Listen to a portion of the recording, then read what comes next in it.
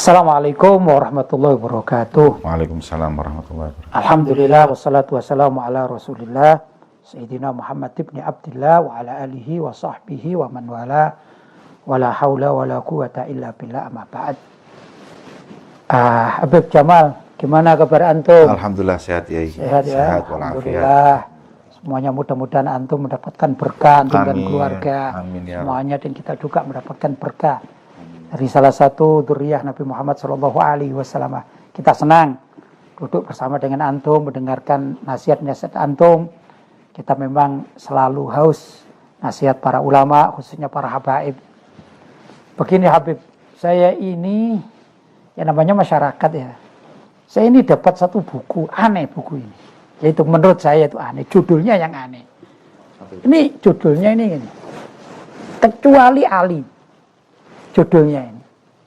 Kalau bahasa Arabnya kan illa Ali kan gitu ya.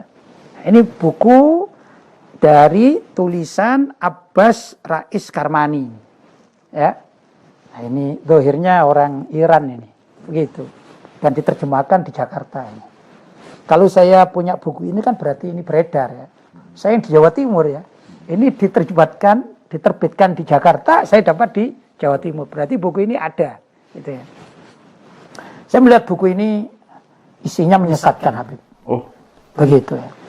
Kita ini kan sering membaca Al-Quran ya. Ada satu ayat yang menurut saya ayat ini bisa membedakan Ahlussunnah wal Jamaah sekaligus dengan orang Syiah dan juga orang Mujassimah ya. Dan termasuk juga orang-orang liberal ini. Ini ayat yang menurut saya luar biasa. Yaitu ayat kullu syai'in halikun illa wajhah. Begitu ya. Ini karena dapat buku ini saya bisa berargumentasi semacam demikian.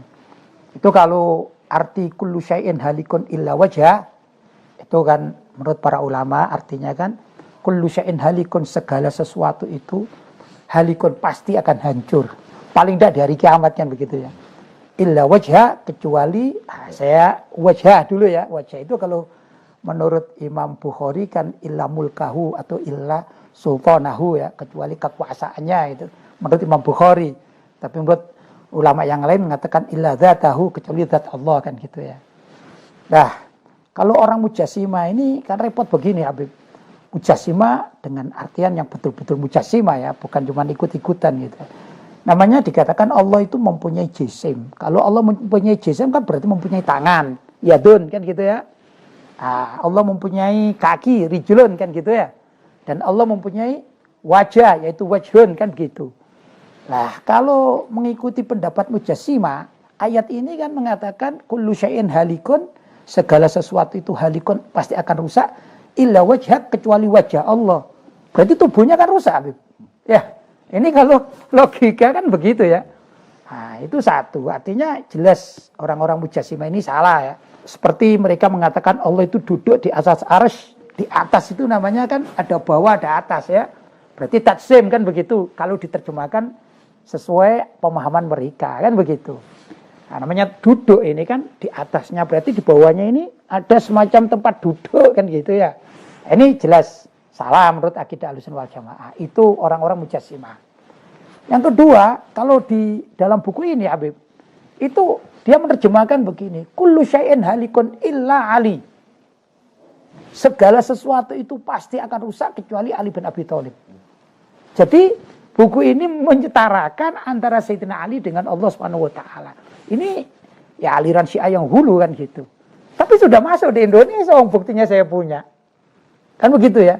Kalau misalnya ada buku yang menerangkan ya, buku salaf menerangkan, yaitu buku salaf. Ini enggak loh ini, saya sudah punya loh ini. Jadi ini sudah masuk di Indonesia, hulu-hulu orang yang terlalu fanatisme kepada Sayyidina Ali dari kelompok Syiah itu sudah masuk, dan ini bukunya, gitu ya. Nah, ini ya luar biasa, kita harus waspada ke demikian Habib ya, kita ngeman pelihara akidah umat itu. Nah, ini kalau dimasukkan ayat ini kepada pemahaman-pemahaman orang liberal, justru aneh lagi Habib. Begini Habib, kalau kita tanya pada mereka yang liberal-liberal betulan ini ya, apa pendapat kalian tentang ayat kullu syai'in halikun illa wajhah? Kalau kita kan terjemahkan segala sesuatu itu pasti akan rusak kecuali zat Allah kan gitu kan. Dijawab mereka, jangankan gitu, ayatnya aku nggak percaya. Jadi mereka ingkar terhadap ayat yang demikian ini. Nah ini kan berarti 3 kelompok yang sekarang ada di dunia ini mengingkari satu ayat yang sama. Ala kulli hal kita Ahlussunnah wal Jamaah kan meyakini ayat ini benar, ya. Ayat ini ada dalam Al-Qur'an dan artinya juga betul-betul kita mensucikan Allah, takdis kepada Allah itu kan ada ya, kullu syai'in halikun ila wajha, maksudnya adalah segala sesuatu, namanya sesuatu itu kan makhluk, pasti akan rusak illa wajha kecuali Allah atau zat Allah kan begitu. Ini akidah kita Ahlussunnah wal Jamaah yang berbeda dengan mereka. Ada mungkin dari Habib pemikiran untuk menambahi keyakinan kita umat Islam, Habib ya. Masya Allah Kiai. Saya baru dengar ada pernyataan yang mengatakan kullu syai'in halikun illa ali. Menurut Al-Fakir ini sudah batasan kesyirik ya, kan nggak mungkin itu. Jadi kalau saya boleh mengambil kesimpulan itu dari apa yang antum sampaikan secara keseluruhan, Kiai, aliran ini ada ifrat, ada tafrid. Nah. Dan makanya kita di Ahlus Sunnah itu tidak boleh ifrat, tidak boleh tafrid. Ifrat berlebihan, tafrid kurang. Jadi kalau bisa dikatakan radikal liberal. Gitu. Ya. Sisi-sisi yang lain. Jadi kita nggak boleh terlalu radikal, juga tidak boleh terlalu ngentengkan. Nah itulah yang paling tepat dalam kita berpegangan dengan akidah. Ini adalah yang Kiai sampaikan tadi berkaitan dengan aliran-aliran yang sekarang ada di tengah-tengah kita umat Islam. Ya disitulah Kiai. Selalunya orang kalau sudah cinta dengan alirannya, ngarang-ngarang cerita dan berlebihan atau hulu dalam memeganginya. Lah yang aneh lagi, yang menarik lagi Kiai. Iya. Kan kalau kita yang tahu kan ada aliran itu aliran yang tegang, radikal dan aliran yang lunak ya. Cuman yang kalau saya pernah hadir satu muktamar, di muktamar itu dia menyebut bukan aliran radikal dan liberal, tapi alirannya aliran muwajahat tatarrufudini waladini. Jadi semestinya kita ini sekarang dihadapkan 2 ombak besar. Ombak yang pertama adalah tatarrufudini, radikalisme yang mengatasnamakan agama. Radikalisme yang mengatasnamakan agama itu seperti radikalismenya ISIS, yang terus kemudian orang harus membaiat khilafah, ya. Ini kan juga radikalisme. Terus ada muwajahah tatarruful ladini. Kita ini juga lagi menghadapi radikalisme yang dalam menolak agama. Jadi liberalisme itu bukan sesuatu yang berseberangan dengan radikal. Jadi kalau menurut pendapat mereka, liberal itu juga radikal. Cuman radikal dalam menolak nas. Oh, dalam menolak ya. Yeah. Kalau ini radikal dalam berpegangan, kalau ini radikal dalam menolak Quran. Dan sekarang kalau Kiai ngomong kullu syai'in halikun ila wajha, nggak percaya, radikal ya. Seperti tidak percaya adanya akhirat yang itu kan radikal. Parah itu. Parah. Nah, jadi liberal itu jangan dikatakan bahwa mereka itu kayak nggak radikal. Mereka radikal dalam menolak otoritas ulama. Hum rijal wa nahnu rijal. Seakan-akan merasa dirinya sudah kayak Imam Syafi'i, ya. Nah, hanya gaya mereka seakan-akan bebas dalam berpikir dan lain-lain menunjukkan kalau mereka itu orang yang tidak radikal, justru mereka itu radikal. Ya. Dan saya baru paham itu juga. Oh, berarti memang kita mesti ngadepi. Nah, orang radikal ini Kiai, seperti aliran radikal yang mengatasnamakan agama. Kalau radikal yang mengatasnamakan agama itu biasanya punya kepentingan. Kepentingannya apa radikal mengatasnamakan agama? Kepentingannya biasanya kekuasaan, mengatasnamakan khilafah. Ya, seperti politik. Seperti apa contohnya? Ya, golongan yang mengatasnamakan bahwa kayak ISIS gitulah, yang menunjukkan bahwa ada khilafah yang harus dibaiat. Atau ada juga Syiah. Syiah itu kan juga khilafah, cuma namanya aja yang beda. Imamah ya. Wilayatul faqih. Wilayatul faqih, ya. Wilayatul faqih dan imamah 11-12. Iya, betul. Ya. Makanya kayak saya heran ketika ada orang mengatakan hati-hati dengan orang yang mengatasnamakan khilafah, ya sama. Nah, mereka orang-orang Syiah ini juga mengatasnamakan khilafah, hanya namanya aja beda. Makanya orang kalau sudah harus mengikuti mereka harus berbaiat kepada wilayatul faqih, dan ini masuknya politik dalam agama. Dan kalau tidak berbaiat dianggap keluar dari... Nggak bisa dikatakan golongan mereka. Nah, jadi ini menurut saya yang pertama ini, golongan ini adalah golongan radikal. Radikal tapi yang mengatasnamakan agama. Yang nanti ada khilafah, wilayatul faqih, ataupun yang lainnya. Nah, kemudian yang kedua adalah aliran yang menolak agama atau yang disebut liberal, mereka radikal juga. Nah, ini bahaya. Ini aksel awal, tapi punya akibat yang lebih berat. Karena mereka itu pertama langkah adalah jangan kekang akal kita untuk berpikir. Biarkan dia itu liberal, biarkan dia itu mengatakan apa yang ingin dia katakan, berpikir apa yang dia pikir, bebas. Dan langkah selanjutnya mereka punya pemikiran namanya liberal.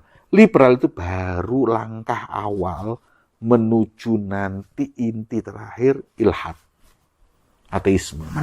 Menentang, mengingkari wujudnya Allah. Jadi mereka nggak percaya Allah, nanti bakalnya nggak percaya dengan hari akhir dan lain-lain. Tapi untuk menuju ke sana itu nggak bisa langsung, tapi tadrijiyah. Jadi sedikit step by step hingga gampangnya bahaya. Bahaya. Ujung-ujungnya ilhad, ujung-ujungnya ateisme. Kalau yang ini ujung-ujungnya adalah radikalisme dan lain, terorisme dan lain. Tapi kalau ya, kekuasaan, dan ini aliran adalah mengingkari agama. Baik, saya itu memahami tentang masalah liberalisme itu, Habib ya. Itu kan sebenarnya begini. Dulu ada satu kelompok ya di Barat, namanya istilahnya mustasyrikun ya, bahasa Arabnya ya, atau orientalis kan gitu, yaitu orang Barat yang mempelajari keislaman atau ketimuran, utamanya keislaman tapi bukan untuk diamalkan ya. Kalau kita kan belajar wudhu, ya kita amalkan wudhu kan gitu ya. Niat, ya kita niat kan gitu ya. Sholat, ya kita sholat. Tapi mereka kan tidak.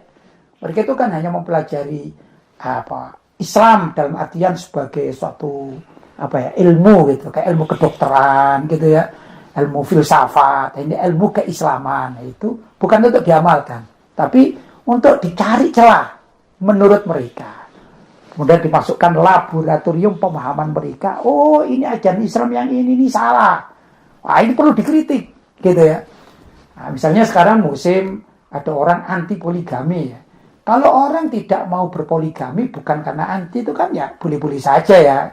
Saya menikah satu, misalnya ada Habib menikah satu, atau kawan kita menikah dua, kan boleh ya. Tapi bukan menentang. Yang ini yang saya maksudkan adalah anti poligami ya. Nah, ini sebenarnya kan poligami itu kemudian dipelajari oleh orang-orang orientalis, Habib ya.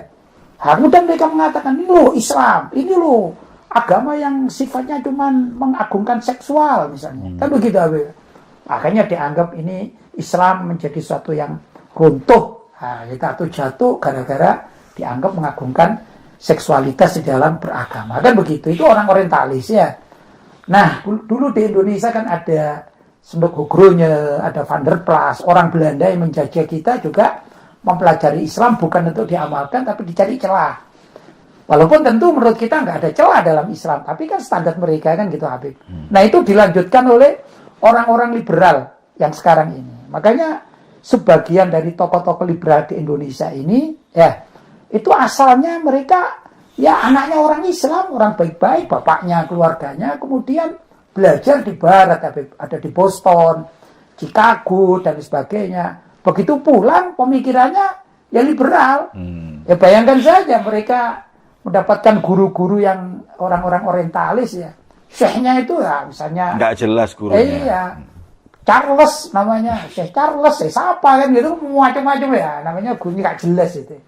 Ini kan kemudian mereka pulang ke Indonesia, bergaul dengan kita kembali kepada keluarganya, tapi membawa pemahaman yang liberal, karena termasuk nilai-nilai orientalis orang zaman dulu itu dilanjutkan. Habib. Pernah antum mendengar atau mencermati, membaca semacam demikian, Habib? Iya, sangat pernah. Kan tadi saya sampaikan bahwa tujuan akhir mereka adalah agar kita tidak beragama. Ya, merusak Islam khususnya. Jadi memang hal ini sudah terjadi di negeri barat beberapa ratus tahun yang lalu, Kiai. Jadi ini kalau ngomong kayak gini kita undur ya. Di negeri barat itu dulu mereka agamis ya. Mereka punya gereja, mereka punya pendeta. Tapi akhirnya ketika keterlibatan pendeta dan gereja itu dalam politik terlalu tajam, hingga akhirnya fatwa-fatwa para pendeta inilah yang menjadi sebab peperangan-peperangan yang terus-menerus terjadi di Eropa. Hingga akhirnya pada batasan mereka nggak mau lagi untuk berpegangan dengan gereja, nggak mau lagi, ya mereka jadi sekuler, agama-agama, kekuasaan-kekuasaan. Kemudian mulai bahkan sampai pada batasan bahwa mereka meyakini agama sebab perpecahan. Fatwa ulama itu adalah fatwa pendeta, adalah fatwa gereja, adalah sebab perpecahan.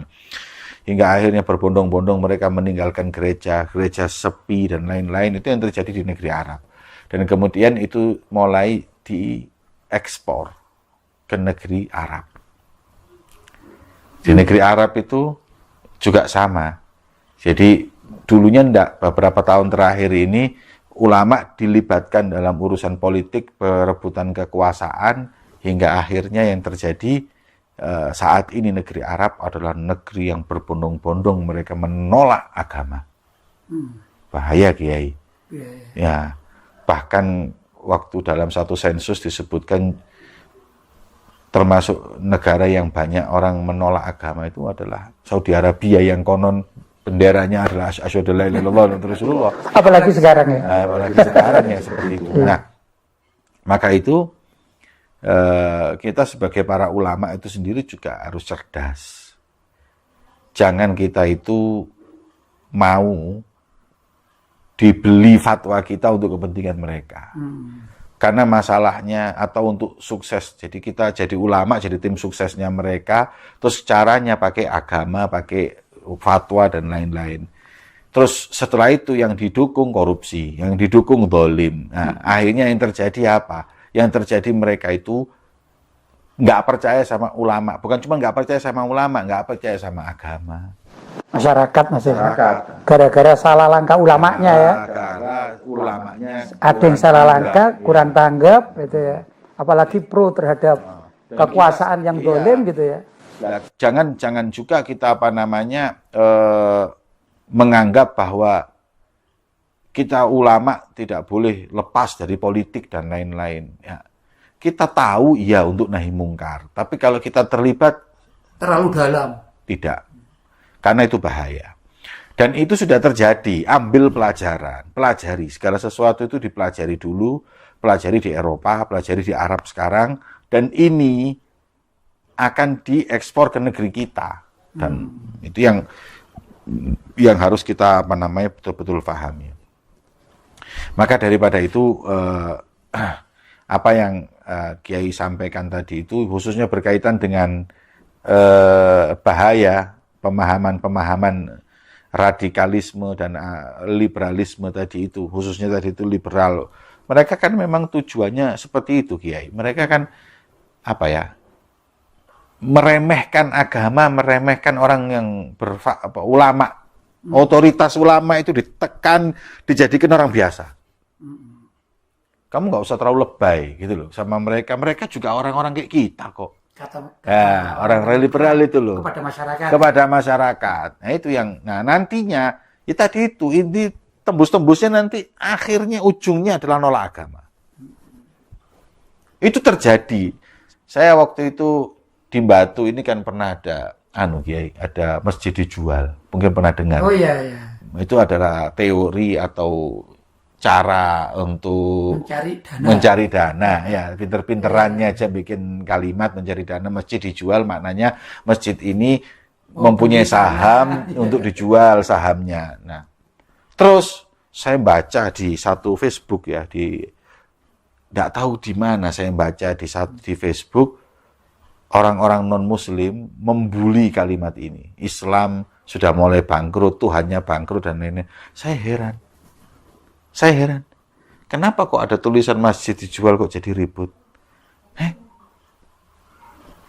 Banyak mana masjid sama gereja dijual? Di Eropa banyak. Di Eropa, saya di Australia khutbah Jumat beberapa kali di gereja yang sudah jadi masjid. Jadi apa namanya? Lucu banget kalau saya lihat seperti itu. Padahal kenyataannya yang banyak dijual gereja. Kenapa? Mereka lebih menjalani kehidupannya ini dalam proses ini lebih dulu dari kita. Nah, sekarang yang terjadi di Arab ini seperti itu juga. Nah, kita mesti harus hati-hati betul dengan liberalisme ini, karena liberalisme ini inti-intinya, ujung-ujungnya jangan beragama. Sekarang kan kalau kita melihat di medsos ya, ada semacam kolaborasi ya antara pengikut Syiah dengan pengikut liberal kan gitu ya, di beberapa tempat begitu. Nah, jadi kita membahas tentang masalah Syiah yang hulu ya, yang satunya ini liberal yang justru lebay gitu ya, bahkan anti kan gitu ya, meremehkan dan anti. Ini kan dua kubu yang sebenarnya ini bertabrakan kan gitu ya. Yang satu ujung sana, yang satu ujung sini. Tapi begitu mereka ini menghadapi umat Islam Ahlussunnah wal Jamaah, mereka bersatu ini. Unik memang. Karena kepentingan. Kepentingan ya, betul, kepentingan. Orang kalau sudah agama dibuat cari nafkah, dibuat kepentingan untuk cari kekuasaan, ya seperti itu. Campur aduk nggak masalah bagi mereka. Saya kasih contoh. Baik. Ini agak vulgar ini. Silakan Habib. Tapi karena saya ngadepin kiai yang vulgar, jadi ya saya apa adanya ngomong. Saya kasih contoh ya. Baik.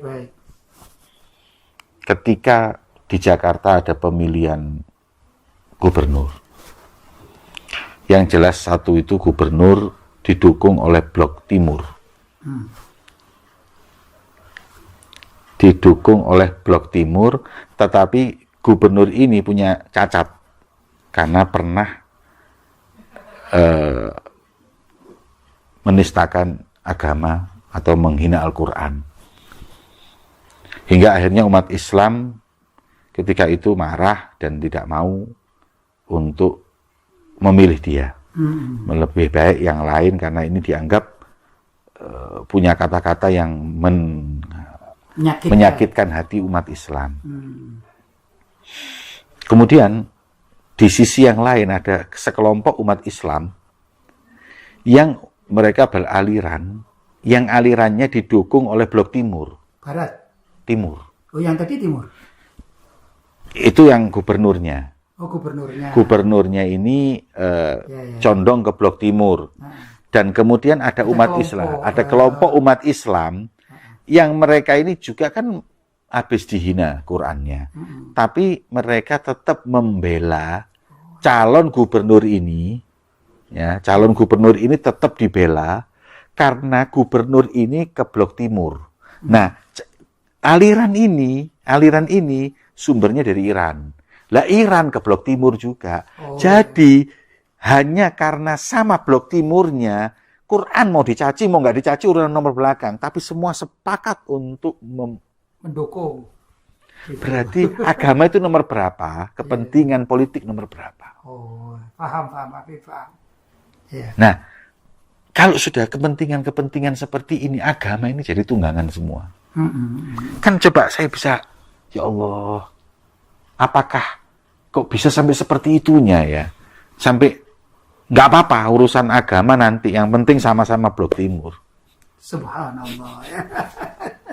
Mengorbankan ya. Demi kepentingan sesaat dunia. Akidah sudah dianggap ya. Nah, seperti itu. Mungkin nanti sebaliknya ada juga yang ke Blok Barat. Aliran yang ke Blok Barat itu kan ada, Kiai. Iya, ada pasti. Ya, aliran yang didukung oleh Blok Barat. Nah, itu nanti kalau juga seperti itu. Kalau terjadi itu bakal begitu juga. Itu sama. Karena buat mereka makanya yang paling murni yang paling murni akidah dan aliran yang saat ini di negeri kita ini aliran kita. Ahlussunnah wal Jamaah. Ahlussunnah wal Jamaah ini tidak ada satu negeri di belakangnya yang menjadi pemegang remote-nya atau menjadi rujukannya. Tapi ada tapinya, Habib. Ahlussunnah wal Jamaah di negeri kita yang disingkat Aswaja, Habib. Oh, ada yang selain Aswaja? Karena ada orang-orang di luar Aswaja ini mengaku kami juga Ahlussunnah wal Jamaah. Ya. Bahkan yang meyakini bahwa Tuhan itu punya jisim, punya tubuh dan segala macam. Kami juga Ahlussunnah wal Jamaah, begitu. Kalau Mujassim itu sudah jelas-jelas. Ya, keluar kan. Keluar. Tapi namanya pengakuan, klaim semata kan begitu. Nah, Habib. Ini seperti itu. Mereka juga dibesarkan dari kelompok-kelompok tertentu juga. Ya, seperti itu. Ala kulli hal, seperti kita ini syukur sama Allah. Alhamdulillah. Kita yang Ahlussunnah wal Jamaah. Jadi gini, kalau kita boleh jujur, Kiai, Ya, besarnya kita Ahlussunnah wal Jamaah adalah besarnya Islam. betul. Tapi kalau besarnya aliran A, itu besarnya negara ini.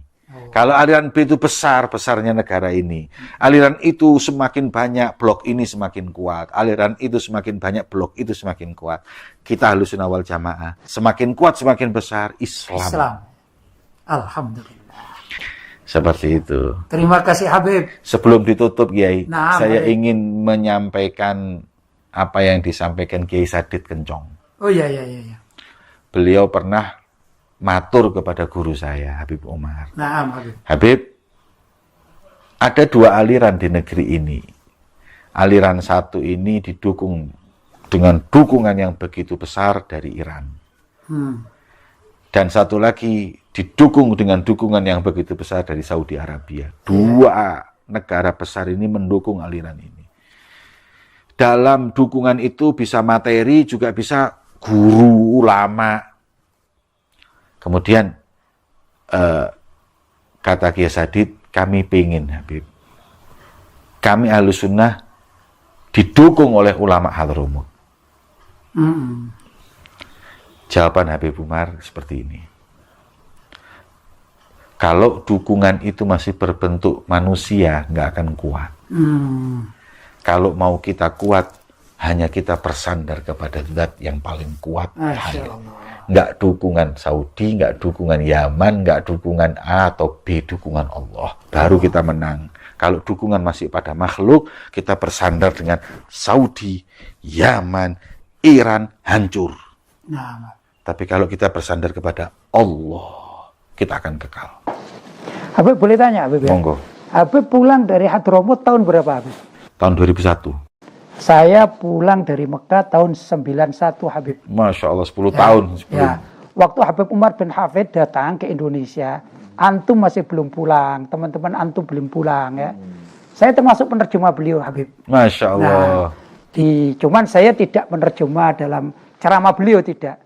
Kalau beliau mengadakan halaqah ulama, mayoritas saya ini jadi moderator. Sekaligus apa yang disampaikan Habib Umar bin Hafid untuk kiai-kiai yang kebetulan belum bisa bahasa Arab, saya menerjemahkan. Itu. Nanti dulu Habib Thohir Al-Kaf yang banyak. Kalau Habib Thohir Al-Kaf tugasnya itu penerjemah ceramah. Kalau saya penerjemah halaqah. Nanti kalau ada kiai fulan mau tanya, karena kiainya belum begitu fasih bahasa Arab, saya menerjemahkan kepada Habib Umar bin Hafid begitu. Alhamdulillah. Antum pernah datang ke guru saya, Abu Yasin Muhammad. Iya. Saya juga pernah menerjemahkan guru antum ya. Masya Allah, Alhamdulillah. Ini nikmah min Allah subhanahu wa ta'ala. Alhamdulillah. Ini satu kenikmatan yang besar. Bisa saling silaturahim. Nah, Habib. Makanya kalau saya lihat murid-murid Habib Umar ini punya satu hay'ah namanya Al-Wafa. Al-Wafa ini adalah wadah yang mengumpulkan muridnya Habib Umar. Kalau Abu Yasin Muhammad As-Sofwah. As-Sofwah. Lah kalau perkataannya Habib Ali Habsyi, Ahlus Sofa wal Wafa ma fihi muqattudid ma baina hadza yumit wa akhir kadza yastamid. Kita semuanya satu pemahaman, satu pemikiran.